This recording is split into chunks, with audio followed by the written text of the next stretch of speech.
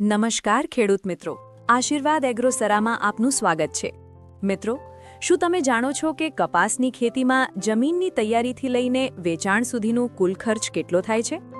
અને શું ખરેખર આજે પણ કપાસમાં એકરે 40થી 50 હજારનો ચોખ્ખો નફો શક્ય છે? આજના આ ખાસ વિડીયોમાં આપણે લાઈવ ગણતરી કરીશું. પાયાના ખાતર અને બીજની પસંદગીમાં થતા ખર્ચ વિશે, સિંચાઈ અને મજૂરીના વાસ્તવિક આંકડાઓ વિશે, અને સૌથી મહત્વનું, તમારો નફો ડબલ કઈ રીતે કરવો તેની સચોટ માહિતી વિશે. જો તમે પણ આ વર્ષે કપાસમાં બમ્પર કમાણી કરવા માંગતા હો તો આ વિડીયોને અંત સુધી જોવાનું ભૂલતા નહીં. તો ચાલો શરૂ કરીએ આજના ગણતરીની વાત.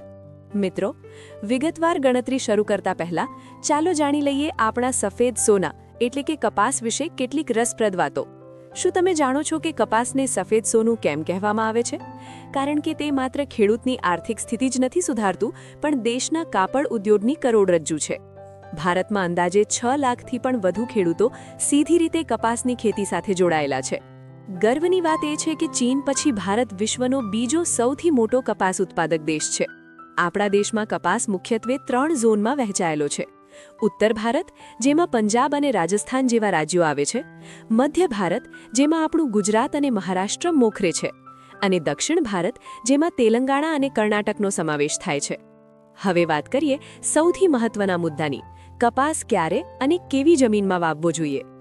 જો તમારી પાસે સિંચાઈની સુવિધા હોય તો એપ્રિલના અંતથી મે મહિના સુધીનો સમય આગોતરા વાવેતર માટે શ્રેષ્ઠ છે.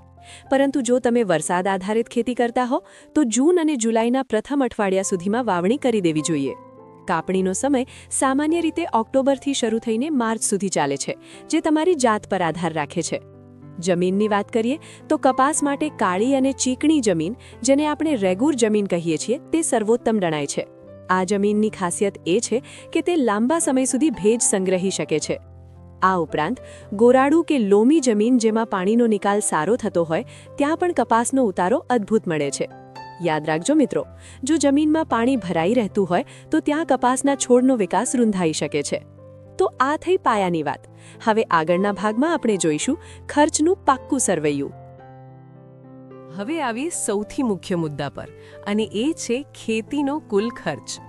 ખેડૂત મિત્રો, કપાસની ખેતીમાં ખર્ચ અન્ય પાકોની સરખામણીએ થોડો વધારે રહે છે, પણ જો તમે પાક્કું આયોજન કરો તો આ રોકાણ વ્યાજબી છે.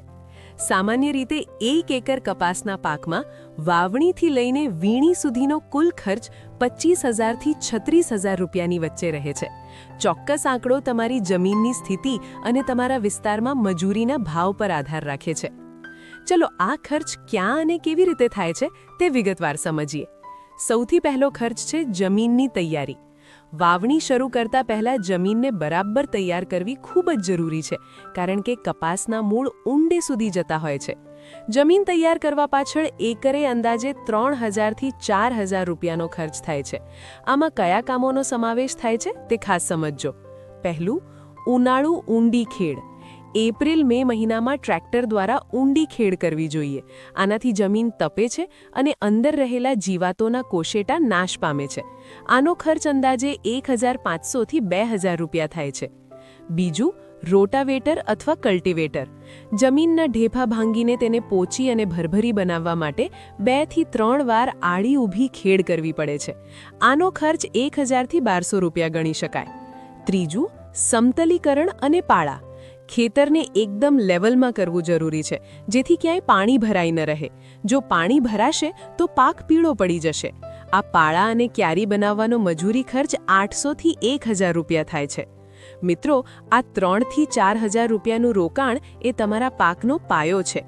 જો પાયો મજબૂત હશે તો જ ઉત્પાદન જોરદાર મળશે. જમીન તો તૈયાર થઈ ગઈ, પણ હવે પછી આપણે જોઈશું કે બિયારણ અને વાવણી પાછળ કેટલું રોકાણ કરવું પડશે અને તેમાં કઈ બાબતોનું ધ્યાન રાખવું. જમીન તૈયાર થયા પછી હવે વારો આવે છે સૌથી મહત્વના રોકાણનો, અને એ છે કપાસનું બિયારણ.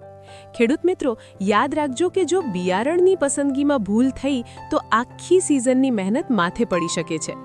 સૌપ્રથમ વાત કરીએ જથ્થાની. સામાન્ય રીતે 1 એકર જમીન માટે 900 ગ્રામથી 1.2 કિલો બિયારણની જરૂર પડે છે. આ જથ્થો તમે 2 છોડ વચ્ચે કેટલું અંતર રાખો છો તેના પર આધાર રાખે છે. જો તમે ગીચ વાવેતર કે હાઈ ડેન્સિટી પ્લાન્ટેશન કરતા હો તો થોડા વધારે બીજની જરૂર પડી શકે છે. હવે વાત કરીએ કયા બીજ પસંદ કરવા. આજે મોટાભાગના ખેડૂતો બીટી કપાસના બીજ પસંદ કરે છે, જે ખાસ કરીને ગુલાબી ઈયળ જેવી જીવાતો સામે લડવાની આધુનિક ટેકનોલોજી ધરાવે છે. બજાર ભાવની વાત કરીએ તો સામાન્ય કંપનીઓના બિયારણ પ્રતિ પેકેટ 600થી 700 રૂપિયામાં મળી રહે છે, જ્યારે ટોચની અને જાણીતી કંપનીઓના શ્રેષ્ઠ ગુણવત્તાવાળા બિયારણ 800થી 900 રૂપિયાની આસપાસ મળે છે. બીજ ખરીદતી વખતે માત્ર ભાવ જ નહીં પણ તેની અંકુરણ શક્તિ પણ તપાસવી જોઈએ. જો બીજની ઉગવાની ક્ષમતા 70થી 80% હોય તો જ તે સારો પાક આપવા માટે સક્ષમ ગણાય છે. એક ખાસ વાત, હંમેશા સરકાર માન્ય અધિકૃત વિક્રેતા પાસેથી જ બીજ લેવા અને પેકેટ પરની એક્સપાયરી ડેટ ખાસ ચેક કરવી.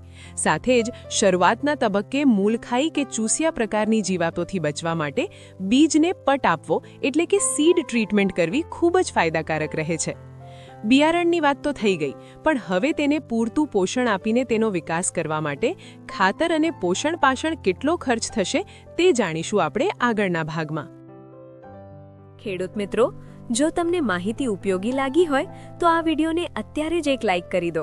તમારા એક લાઇકથી અમને આવા વધુ માહિતીસભર વિડીયો બનાવવાનું પ્રોત્સાહન મળે છે. સાથે જ આ માહિતી તમારા અન્ય ખેડૂત મિત્રો સુધી પહોંચાડવા માટે નીચે આપેલા શેર બટનથી તમારા વોટ્સએપ ગ્રુપમાં ચોક્કસ શેર કરજો, જેથી તે પણ આ ગણિત સમજી શકે. અને હા, જો તમે હજુ સુધી આપણી ચેનલ સબસ્ક્રાઇબ નથી કરી તો નીચેનું લાલ બટન દબાવી દો. ચાલો હવે આગળ વધીએ મુખ્ય મુદ્દા પર. હવે વાત કરીએ કપાસની ખેતીના સૌથી મોટા અને મહત્વના ખર્ચ વિશે, અને એ છે ખાતર અને પોષણ. ખેડૂત મિત્રો, કપાસ એક ખાવધરો પાક ગણાય છે, એટલે કે જો તમે તેને પૂરતું પોષણ નહીં આપો તો જીંડવા બેસવાના સમયે છોડ થાકી જશે. આ પાક પાછળ ખાતરનો કુલ ખર્ચ 6000થી 8500 રૂપિયાની વચ્ચે રહે છે. આ ખર્ચને આપણે 3 મુખ્ય ભાગમાં વહેંચી શકીએ: સેન્દ્રિય, રાસાયણિક અને જૈવિક.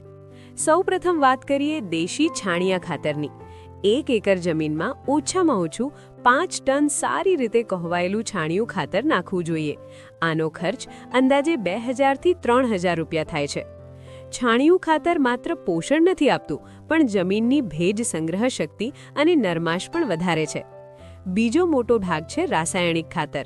કપાસના જોરદાર વિકાસ માટે 80 કિલો નાઇટ્રોજન, 40 કિલો ફોસ્ફરસ અને 40 કિલો પોટાશની જરૂર પડે છે.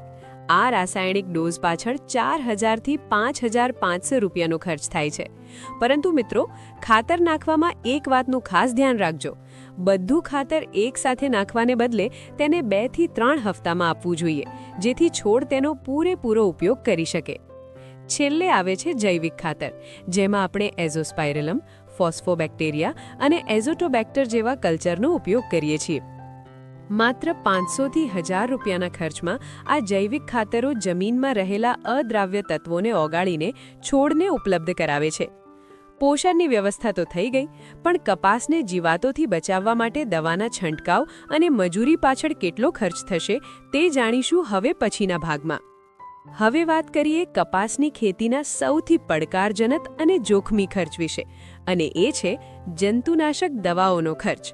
મિત્રો, કપાસને જીવાતોનું ઘર પણ કહેવામાં આવે છે, એટલે જો તમે સમયસર રક્ષણ નહીં કરો તો તમારો બધો નફો જીવાતો ખાઈ જશે.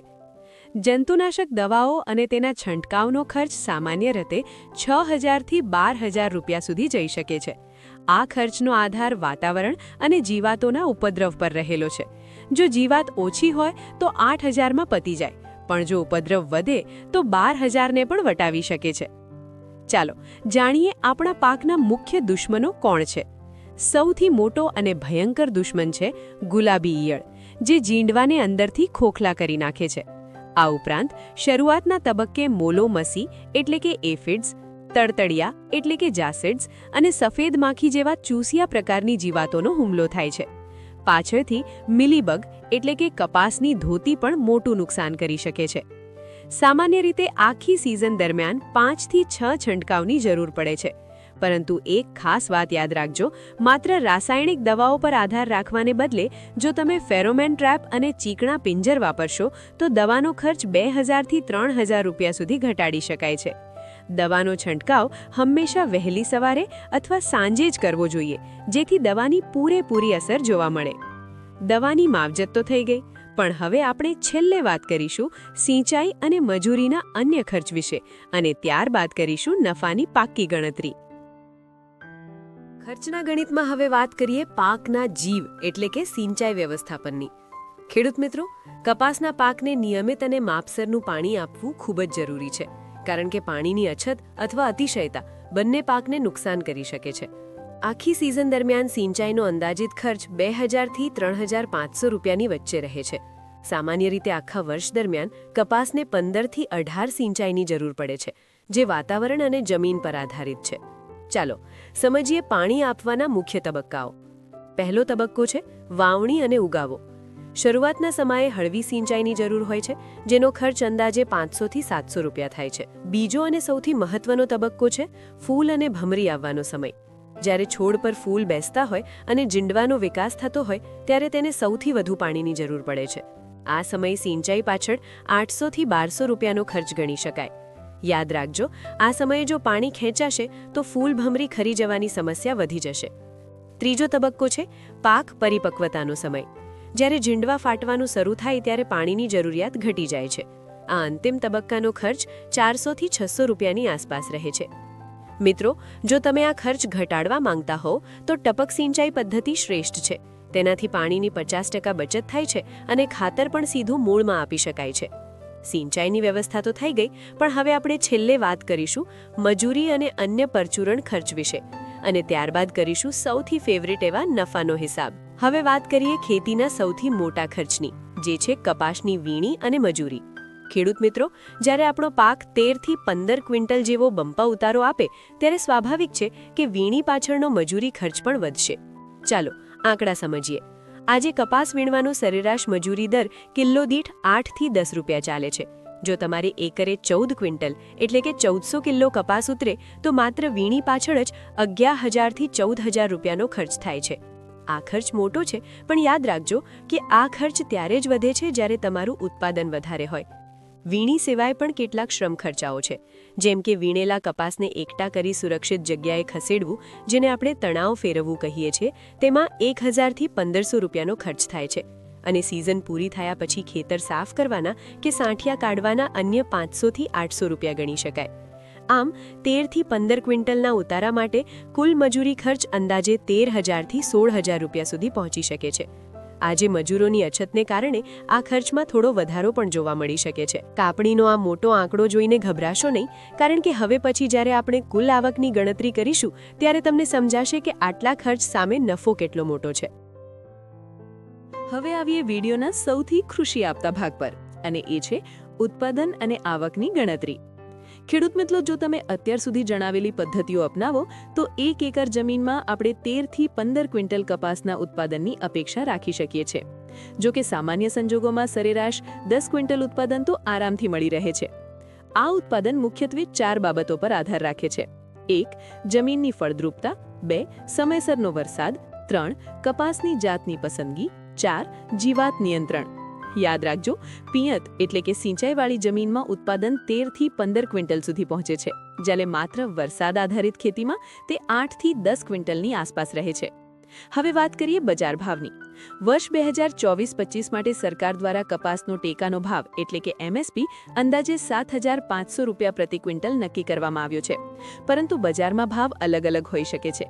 જો તમે ઉતાવળમાં ખેતરેથી જ વેચાણ કરો તો 6500થી 7000 રૂપિયા ભાવ મળી શકે છે, પણ જો તમે માર્કેટયાર્ડ અથવા સ્થાનિક મંડીમાં જઈને વેચો તો તમને 7500થી 8500 રૂપિયા સુધીના સારા ભાવ મળી શકે છે. આંતરરાષ્ટ્રીય માર્કેટની સ્થિતિ મુજબ ક્યારેક આ ભાવ 100 રૂપિયા પ્રતિ કિલોને પણ વટાવી જાય છે. ચાલો હવે આપણે કુલ આવકની ગણતરી કરીએ. જો આપણે સરેરાશ 10 ક્વિન્ટલ ઉત્પાદન અને 7500 રૂપિયાનો ભાવ ગણીએ તો 1 એકરની કુલ આવક 75000 રૂપિયા થાય છે. પરંતુ જો તમે મહેનત કરીને 14 ક્વિન્ટલ જેવું લક્ષ્યાંક મેળવો છો તો તમારી આવક 1,05,000 રૂપિયાને પણ પાર કરી શકે છે. આ આંકડા જોઈને ઉત્સાહિત થવું સ્વાભાવિક છે, પણ હંમેશા યાદ રાખજો કે બજારમાં તેજી મંદી અને વાતાવરણના ફેરફાર આ ગણતરીમાં થોડો ફેરફાર લાવી શકે છે. હવે આપણે છેલ્લા ભાગમાં જોઈશું કે તમામ ખર્ચ બાદ કરતા ચોખ્ખો નફો કેટલો બચે છે. હવે આવીએ વિડીયોના સૌથી મુખ્ય પ્રશ્ન પર કે આ બધી મહેનત પછી ખિસ્સામાં કેટલો નફો વધશે. ખેડૂત મિત્રો, આપણે જે 1 એકરની ગણતરી કરી છે તેના આંકડા કંઈક આવા દેખાય છે. સરેરાશ 14 ક્વિન્ટલના ઉતારા અને 7,500ના ભાવ મુજબ આપણી કુલ આવક થાય છે 1,05,000 રૂપિયા. તેની સામે જમીન તૈયાર કરવાથી લઈને વીણી સુધીનો આપણો કુલ ખર્ચ થાય છે અંદાજે 42,000 થી 45,000 રૂપિયા. આમ તમામ ખર્ચ બાદ કરતા તમને 1 એકરે 60,000 થી 63,000 રૂપિયાનો ચોખ્ખો નફો મળી શકે છે. પરંતુ ખેડૂત ભાઈઓ, શું હંમેશા આટલો જ નફો થાય છે? નહીં ભાઈ, કપાસ એ વધારે જોખમ અને વધારે વળતર આપતો પાક છે. ચાલો સમજીએ 2 વાસ્તવિક પરિસ્થિતિઓ. 1. સારા વર્ષમાં જો હવા સાથ આપે અને ગુલાબી ઈયળનો ઉપદ્રવ ન હોય તો 14 થી 15 ક્વિન્ટલના ઉતારા સાથે તમારો નફો 70,000ને પણ વટાવી શકે છે. 2. ખરાબ વર્ષમાં જો અતિવૃષ્ટિ થાય અથવા જીવાતનો હુમલો વધી જાય તો ઉત્પાદન ઘટીને 6 થી 8 ક્વિન્ટલ પર આવી જાય છે. એવા સમયે નફો ઘટીને 10 થી 15,000 પર આવી જાય અથવા ક્યારેક ખર્ચ પણ ન નીકળે તેવી ખોટ જમાની શક્યતા રહે છે. તમારો નફો તમારી ખેતી કરવાની પદ્ધતિ પર સૌથી વધુ આધાર રાખે છે. 1. સમજણદારીપૂર્વકની ખેતી. જો તમે બીટી કપાસ, પૂરતું ખાતર અને સમયસર માવજત કરો છો તો 60,000 થી 70,000 રૂપિયાનો નફો પાક્કો છે. 2. સરેરાશ ખેતી. સામાન્ય પદ્ધતિ અને જૂના બીજ સાથે ખેતી કરશો તો નફો ઘટીને 30 થી 40,000ની વચ્ચે રહેશે. 3. બેદરકાર ખેતી. જો ટેકનોલોજીનો અભાવ હશે અને સમયસર ધ્યાન નહીં આપો તો નુકસાન થવાની પૂરેપૂરી શક્યતા છે. મિત્રો, આપણે કપાસની આ માહિતી જોઈ રહ્યા છીએ, પણ શું તમે આશીર્વાદ એગ્રો પરિવારના સભ્ય બન્યા છો? જો નથી બન્યા તો અત્યારે જ ચેનલને સબસ્ક્રાઇબ કરી લો, જેથી ખેતીની આવી દરેક નવી ટેકનિક તમને સૌથી પહેલા મળતી રહે. આ માહિતી માત્ર તમારા સુધી જ ન રાખતા તમારા ગામના અને સંબંધીઓના વોટ્સએપ ગ્રુપમાં આ વિડીયોની લિંક જરૂર મોકલજો. હવે એક મહત્વનો પ્રશ્ન કે અમુક ખેડૂતોને કપાસમાં કેમ જોરદાર નફો થાય છે અને અમુકને કેમ ઓછો. ચાલો જાણીએ નફો વધારનારા 5 મુખ્ય પરિબળો વિશે. 1. સિંચાઈ અને વરસાદનું આયોજન. જૂન જુલાઈમાં પૂરતો વરસાદ પાયાના વિકાસ માટે જરૂરી છે, પણ યાદ રાખજો, ફૂલ અને ભમરી આવતા સમયે જો 2 થી 3 પિયત આપવામાં આવે તો ઉત્પાદન સીધું દોડું થઈ શકે છે. જો આ સમયે પાણી ખેંચાય તો તમારી મહેનત અડધી થઈ જશે. 2. જીવાત નિયંત્રણની કુશળતા.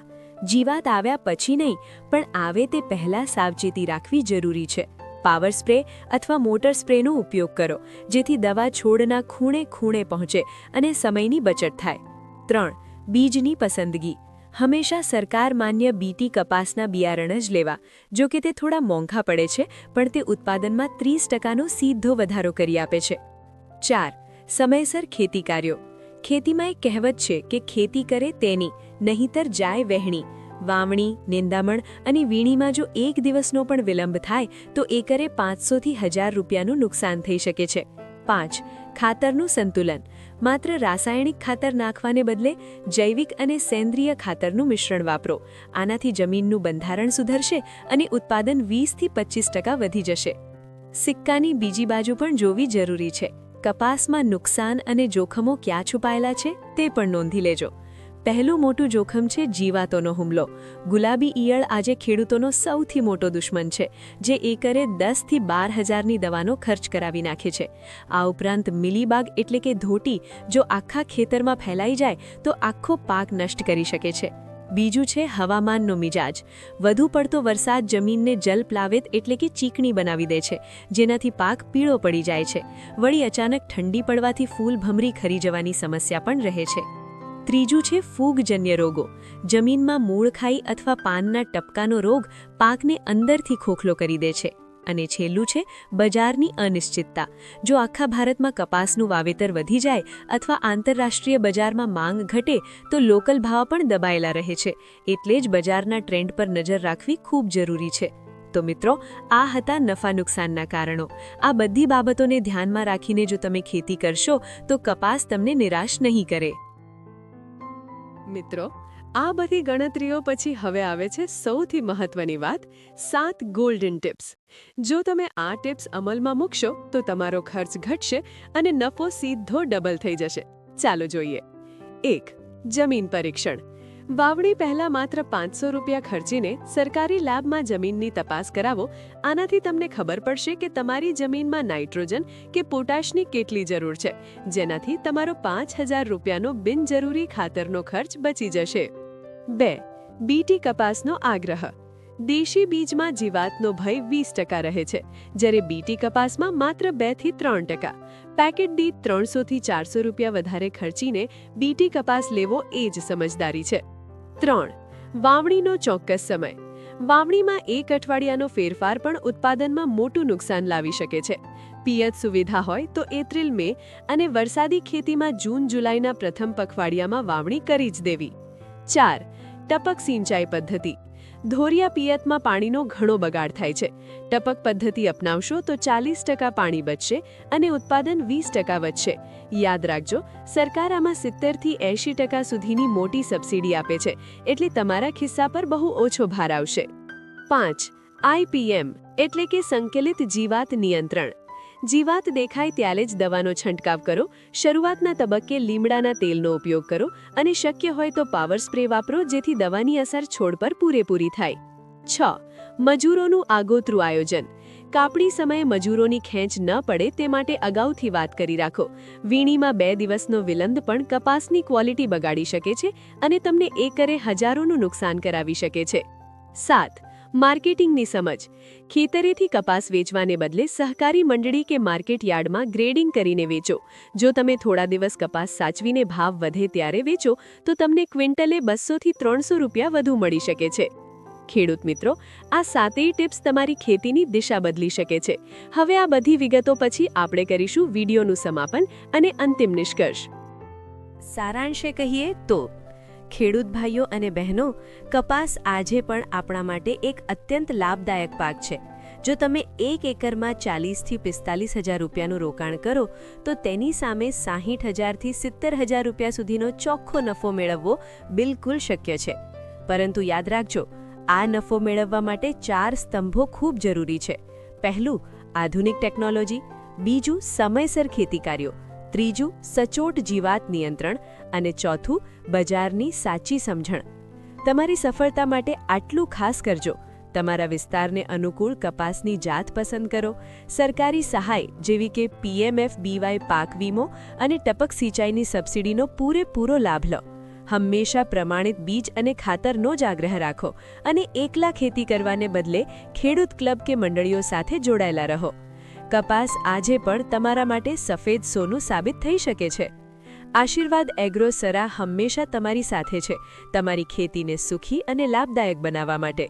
જો તમને આ માહિતી ઉપયોગી લાગી હોય તો વિડીયોને લાઇક કરો, ચેનલને સબસ્ક્રાઇબ કરો અને નોટિફિકેશન બેલ ચોક્કસ દબાવજો. તમારા કોઈ પણ સવાલો હોય તો નીચે કોમેન્ટમાં અમને જરૂર પૂછજો. આવતા અઠવાડિયે આપણે મળીશું એક નવા વિડીયો સાથે, જેમાં વાત કરીશું અન્ય પાકોમાં થતા નફા વિશે. ત્યાં સુધી રજા લઈએ. ધન્યવાદ.